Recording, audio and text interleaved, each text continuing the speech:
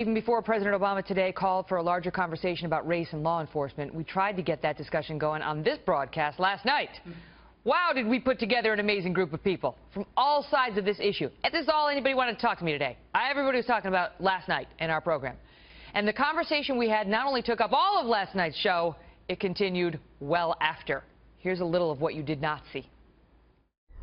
We had Reverend Jesse Jackson on the show last week, and we talked about the murders that we had seen. We'll find out whether they were murders. The killings that we had seen in Louisiana and Minnesota, and he said those cops had racism in their hearts. He embarrassed himself. And I said, well, how do you know that? We haven't even had an investigation yet. Go ahead, Ron. Jesse Jackson, a man of faith. What is his faith when he can see that little evidence and reach that conclusion so quickly? How is he bringing us together? I'm from South Carolina. I know what real racism is. I have 6 beautiful brown babies. My wonderful, beautiful wife is sitting here right beside me. I know what real racism looks like. It is only until we as a black people, first of all, stop killing and hurting ourselves. Number 2, we cannot keep police on trial. Every police is not out to kill black people. Not every police is not out to destroy black people. All right.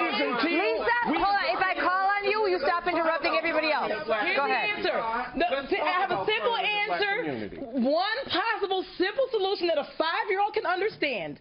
And some folks are going to hate my guts, but I'm open for it. If every person of color in this country stopped running around trying not to be black, we would not be the minority.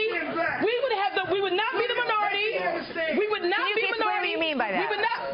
We would not be a minority because we were all of color. We would not be the minority. We would then have the power to turn our communities around. Can you explain what you mean by that? I like that. How do we begin to heal when the cops think they're getting murdered, and when black men think they're getting murdered, and black mothers think their kids are going to get murdered, and they're not talking to each other? They don't trust each other, and they're afraid, certainly on one side and starting to be on the other of each other. I'll give that one to you. Go ahead, Richard Fowler. I think it's pretty simple, and I've heard a lot of stuff tonight, right? You hear a lot of stuff about black-on-black crime, this, that, and the third, broken homes. My mother was a single mother.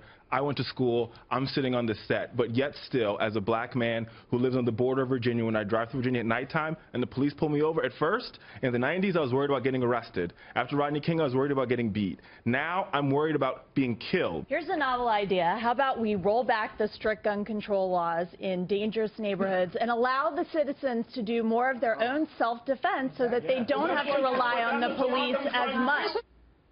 It was unbelievable. You can see that's all new.